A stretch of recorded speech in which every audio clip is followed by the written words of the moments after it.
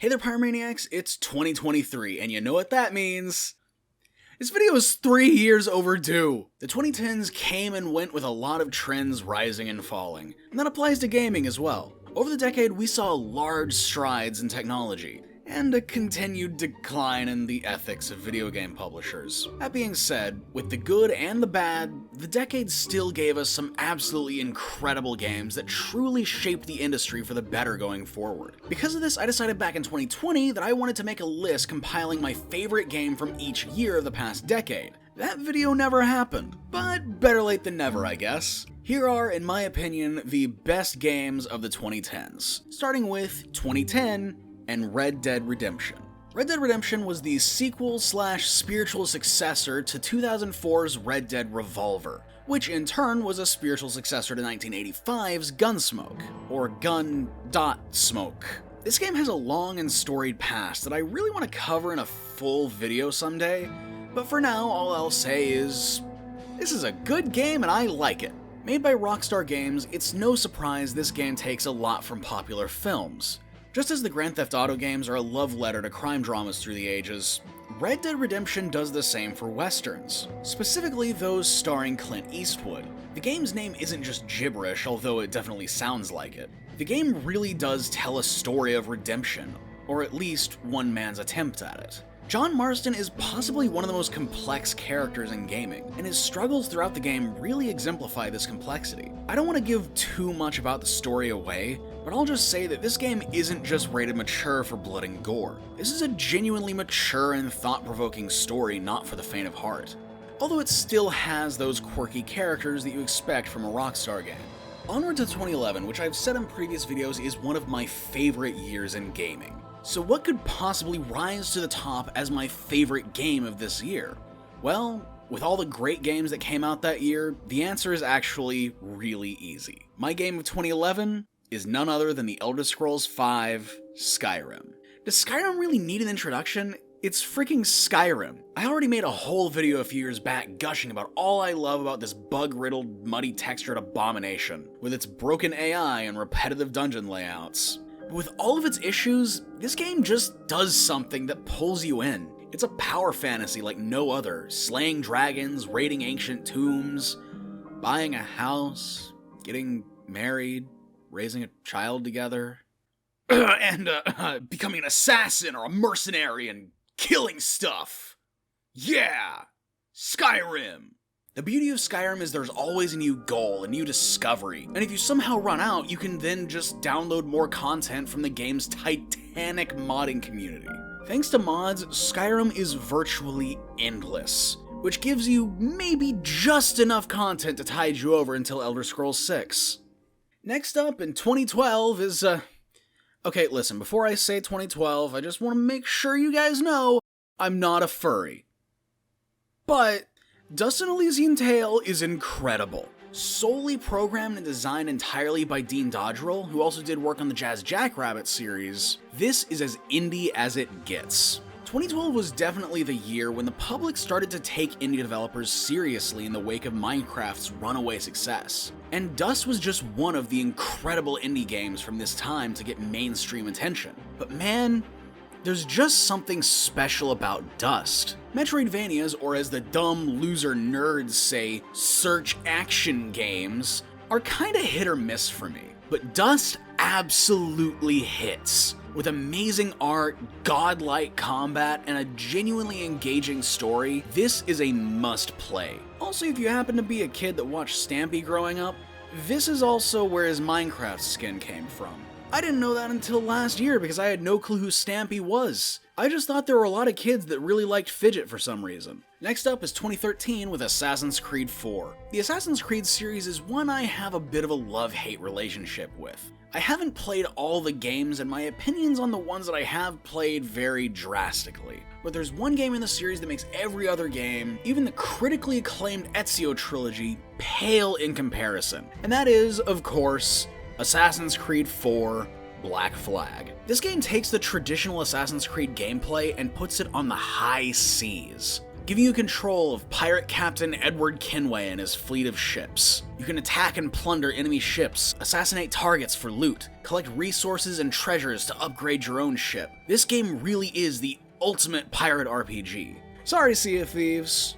No, I'm not. That was a lie. Fuck you, Sea of Thieves. The game is just really fun. Pillaging ships, taking their cargo to port to sell and buy upgrades so you can go out and pillage more ships. It's a really satisfying gameplay loop on top of a gripping and tragic story taking place near the tail end of the golden age of piracy. And if you know anything about that point in history, you know going in that you're gonna get your heart broken. If you're craving a swashbuckling adventure, don't bother waiting for this game's spiritual successor, Skull and Bones. Just play this instead. Next up, in the year 2014, long before the term boomer shooter was even conceptualized, came a soft reboot of the granddaddy of all first-person shooters, Wolfenstein: The New Order. This game is set in the alternate timeline where the Axis powers won World War II after making massive strides in technological development in the mid-40s. This isn't the first time the Wolfenstein series was given the reboot treatment, but the last time it was done, it was criticized for trying too hard to be Call of Duty and lacking an identity of its own. So the New Order remedies this by being completely batshit insane. The game does a fantastic job at blending modern shooter sensibilities with the high-octane run-and-gun shooters of old, which made for a really unique experience during a time when the shooter genre was pretty starved for any variety whatsoever. In a landscape where every game wanted to be Call of Duty, Wolfenstein decided to forge its own path and play to the strengths of its predecessors while also moving the franchise forward in a natural way. Okay.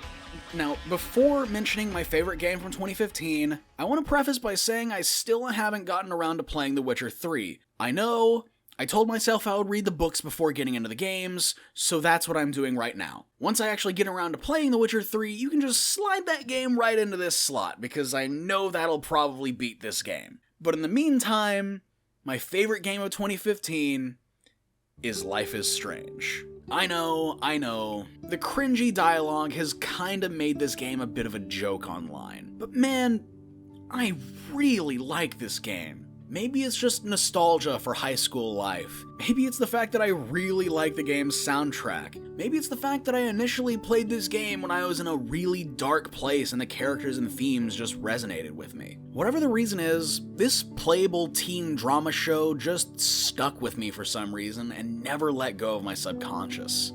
I just find the supernatural murder mystery told throughout this game mixed with all the trippy time travel shenanigans so interesting and genuinely emotionally gripping at times. It just makes me want to say, wowzer, Life is Strange is a hella good game.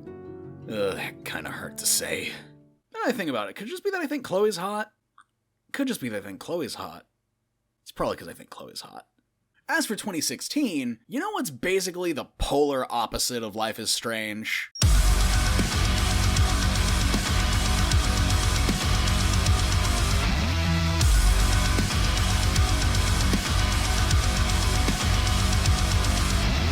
While I personally think Doom 3 gets a bit of a bad rap, Doom 2016 was the glorious return to form that the series rightfully deserved after a very, very long tenure of scrap projects, wrong turns, and general identity crises. While Wolfenstein: The New Order plays like a modern shooter with classic shooter design philosophies, Doom 2016 straight up just feels like a classic shooter taking advantage of modern technology to pump up that adrenaline. Modern concepts like weapon upgrades, alt fires, and finishers were added, while other trends of the time like advanced mobility were rendered moot by the fact that the pace of this game was already fast enough without them.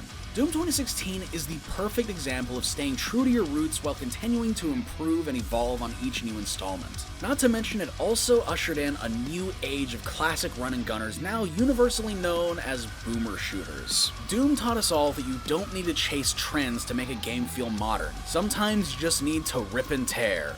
Until it is fun. Next, the year 2017 brought us one of the best-selling video game consoles of all time in the Nintendo Switch, giving players the freedom to play their games on the TV and just as easily take that exact same game on the go with them wherever they please. So what could possibly have been a better launch title for a system like this than a massive open-world RPG that's so addictive you never want to put it down? Not you, Skyrim, you had your turn. I'm of course talking about The Legend of Zelda Breath of the Wild. Breath of the Wild did something that I don't think anyone expected, and pretty much completely innovated on what you as a player can do in an open world game. It may not have the life sim elements of Skyrim, but it does have an immense sandbox for you to mess around with. Every single encounter in the game can be approached in 100 different ways, depending on your current equipment. The game spawned so many clones of itself that it's basically a subgenre in itself at this point. Considering the Switch is one of the best-selling systems of all time, I know you've already played this game. So I'm not going to tell you to play it, because we already all have. Although, if you're one of the 3 people on the planet who haven't played this game, might as well give it a shot before Tears of the Kingdom comes out.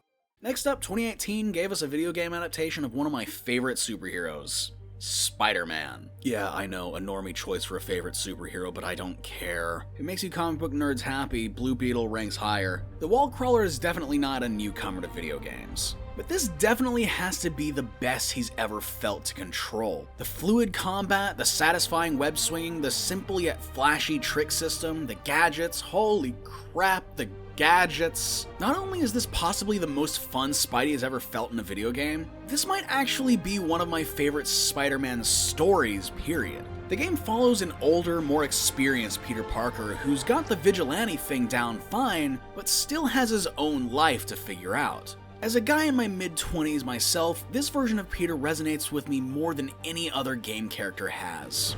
If you somehow missed this game when it came out, there's never been a better time to give it a try. It's on PC now, and people are doing some absolutely insane things to it with mods. Definitely give this game a swing. Finally, we have 2019, which was a year filled with great games that I still have yet to get around to playing. But one game that came out that year that I made absolutely sure I played was The Outer Worlds by Obsidian, the same company behind the best Fallout game, Fallout New Vegas. The game is just amazing, with colorful and creative worlds to explore, a fun and surprisingly well-written cast of characters, and an aesthetic heavily inspired by early 20th century pulp sci-fi covers.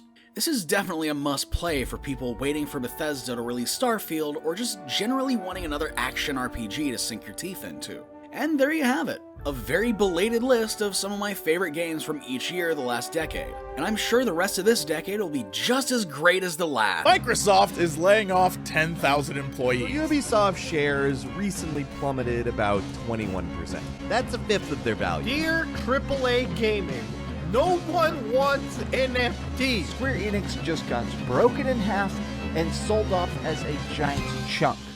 Or the gaming industry is dead as we know it. If I make another list like this in another 10 years, it'll probably be mostly indie games. Nevertheless, thanks for watching. If you like this video, then leave a like and become a pyromaniac yourself by subscribing. Also, don't forget to follow me on Twitter at PunishPyromon and listen to my podcast, the YTFA Podcast. And maybe join our Discord as well. We have a lot of fun on there, so don't forget to check us out. Anyway, until next time, stay nerdy, my friends.